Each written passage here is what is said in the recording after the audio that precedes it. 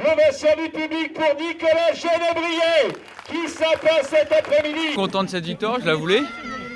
J'avais beaucoup de pression parce que on allait sur la montagne, voilà, j'étais favori. Florent, je savais qu'il était costaud parce que il vient de la route.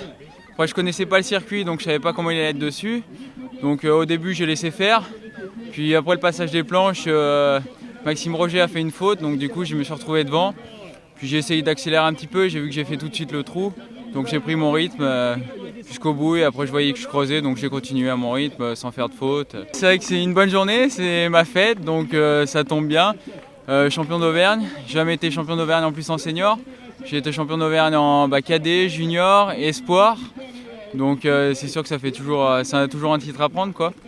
Et puis ça a fait une bonne préparation pour la dernière manche à Flamanville, le 30 décembre, et les championnats de France le 10 décembre. Petit clin d'œil au maillot qui le rendra Patrick Bullivan et tout. C'est pas un maillot, mais bon, après j'aurais préféré gagner, c'est sûr. Mais bon, après je suis tombé sur un Nicolas très costaud cette année. Il a fait toute la saison à fond, donc c'est vrai que il a changé de travail cette année. Il a pu rouler un peu plus et c'est vrai que il était déjà devant aux avant-postes sur les challenges nationaux en étant junior, équipe de France, je m'en souviens, au championnat d'Europe, etc. Donc c'est vrai que c'est quelqu'un qui est très connu dans le milieu du cyclocross. Moi je ne m'attendais pas à faire aussi bien, surtout que je m'étais fracturé le clavicule en mars en début d'année.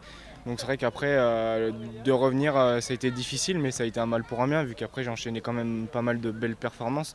Et avec les stages en équipe de France, etc., la Coupe du Monde en Italie, le stage avec AG2R et le titre de vice-champion de France. Donc c'est vrai que ça m'a ouvert la porte pour les professionnels pour l'année 2016. Donc je suis très très content d'intégrer Lille-Roubaix Métropole. Et puis je vais faire le maximum maintenant pour briller l'année prochaine, quoi.